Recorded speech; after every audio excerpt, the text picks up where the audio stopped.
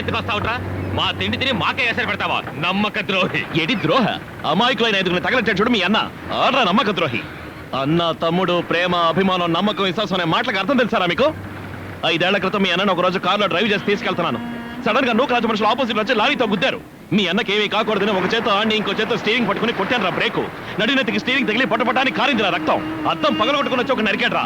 మొహం నిండా గాజు పెక్కులు, చేతికి తలంతా రక్తం. అయినా ఎస్కేప్ చేయించాడు రాని. హాస్పిటల్లో కళ్ళు తెరవగానే నొప్పి తెలియలేదురా. నాకేమైనా అన్నని కాపాడగలిగానని సంతోషించాను రా. ఆదితో నన్ను వేసేయమని చెప్పింది అన్నయ్య నేను తెలిసినప్పుడు ఆవేశం రాలేదురా, ఏడుపు వచ్చింది. ఎరా నీకు ఆడవాళ్ళని చూడగానే సై గొలగొల్లాడుద్ది. క్షమించమని అడగమంటే అడగవు. నిన్ను కాపాడడానికి నేను రావాలా? వద్దారు వద్దు. నువ్వు చేసే పాడు పనులు చూతూ ఊరుకున్నాను చూడు. ఆ పాపానికి నాకు దేవుడే వేసాడు రా పిడి. వద్దు, నన్నేం చేయితారు? ఇక నువ్వు ఏ ఆడపిల్ల మీద చెయ్యకూడదు. ఎవరితో మాట్లాడుతున్నావు? రే ఇసనాదం, నీ బాబు ఆఖరిసారిగా నాటిన ఇతరాన్ని ఎతికి ఇసుకొచ్చిందా? ఇంటి బయట చూసావా? వాకిట్లో పడున్నాడు చూడు నీ తమ్ముడు.